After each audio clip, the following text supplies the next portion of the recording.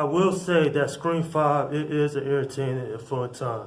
From the story to the acting to even the surprise twists that are in this film. This is certainly a film that everybody who is a fan of this franchise should check out. Now, for the record, I will be referring to this film as Scream 5 simply because it's easier that way for me.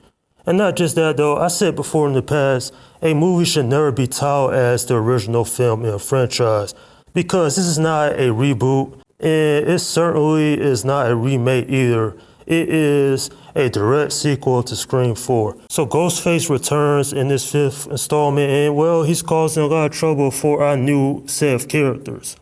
And I must say that the acting in this film is actually done pretty well. Melissa Barrera, who had played Sam in the film, she did a good job as the new lead of this franchise. And you know, honestly enough, Neve Campbell is not in the film as much as you would believe from the trailers. I mean, she does show up, but it's after a significant time. And without spoiling anything, there is some interesting stuff that happens in this film. I had always enjoyed the old Scream movies simply because they told a story of who was the killer. And it also had interesting characters in those films. But in this one, there are some characters that I really thought that weren't that interesting.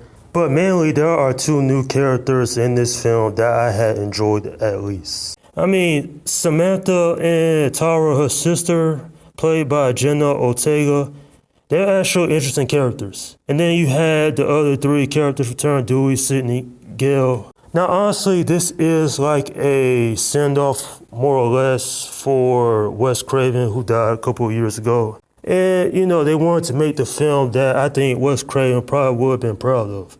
I will say that this film pays tribute to the past. And not just that, it tells a very compelling story, in my opinion. I will say that David Arquette, Courtney Cox, and Neve Campbell, they did a good job in this film. Now granted, like I mentioned before, Neve Campbell is not in this film as much as you like to believe from seeing the trailers. But the reason I bring that up is because the new cast, well, they hold their own. Granted, not everybody in this film is great. There are a few weak spots. And then, you know, this is a typical slasher film.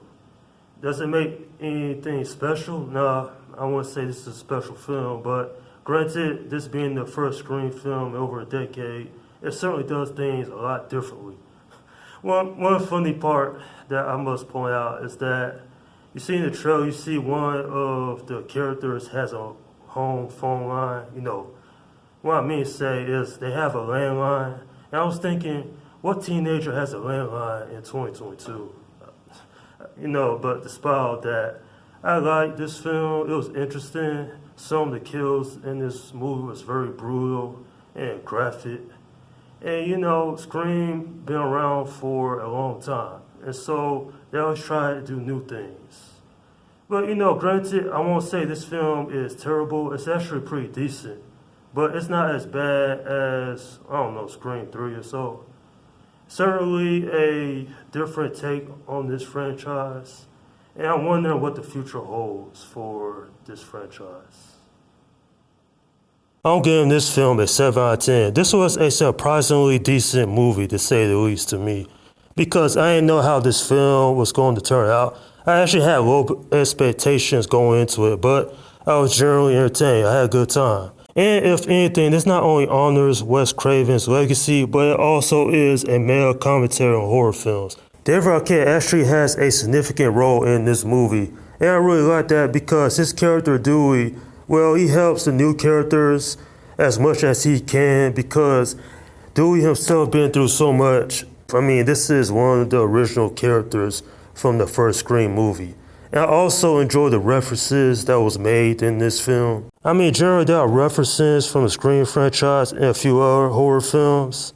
And I thought, hey, you know, that's pretty cool. At the end of the day, this film could have been a complete dumpster fire, but it turned out to be one of the most interesting films to start out the new year. And that's my review of Scream 5. Okay, leave your comments down below in the section and let me know what you think about this film if you have seen it. And I know I probably said this in a past review, but what is your favorite movie of this franchise? Alright, this is Slim Guy 172 saying, peace out.